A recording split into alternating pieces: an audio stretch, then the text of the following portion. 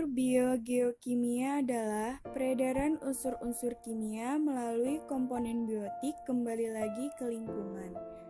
Proses ini terjadi berulang-ulang dan tidak terbatas.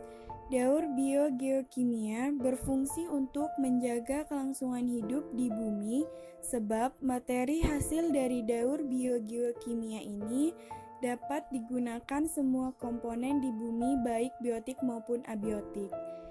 Siklus daur karbon.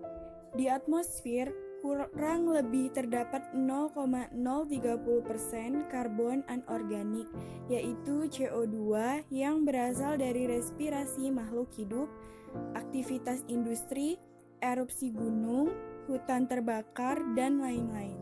Senyawa karbon anorganik, baik di darat maupun di air, akan diserap dan diubah oleh produsen menjadi senyawa karbon organik melalui proses fotosintesis disertai penyimpan energi yang menghasilkan bahan organik berupa karbohidrat yang sebagiannya akan digunakan untuk aktivitas fisiologi tumbuhan itu sendiri dan sebagiannya lagi ditransfer ke konsumen, yaitu hewan dan manusia melalui rantai makanan, sehingga senyawa karbon organik tersebut berpindah dari produsen ke konsumen.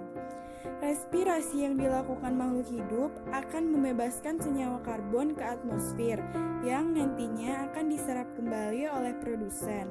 Produsen juga mengeluarkan karbon dioksida saat berespirasi walaupun hanya sedikit.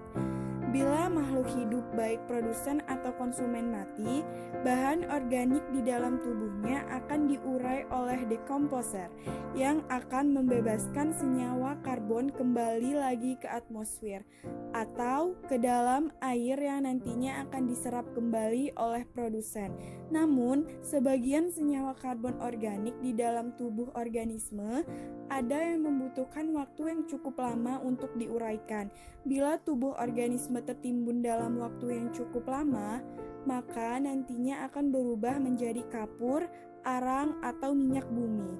Inilah yang sering kita sebut bahan bakar fosil yang nantinya akan digunakan untuk kebutuhan industri, yang dimana pembakarannya akan membebaskan senyawa karbon kembali ke atmosfer dan nantinya akan diserap kembali oleh produsen. Di dalam air karbon dioksida akan terlarut, akan bereaksi dengan air membentuk asam karbonat atau H2CO3. Asam karbonat kemudian akan bereaksi dengan batu kapur yang jumlahnya berlimpah di perairan, terutama di lautan, untuk membentuk ion-ion bikarbonat dan karbonat. Ion bikarbonat merupakan sumber karbon dioksida bagi organisme perairan.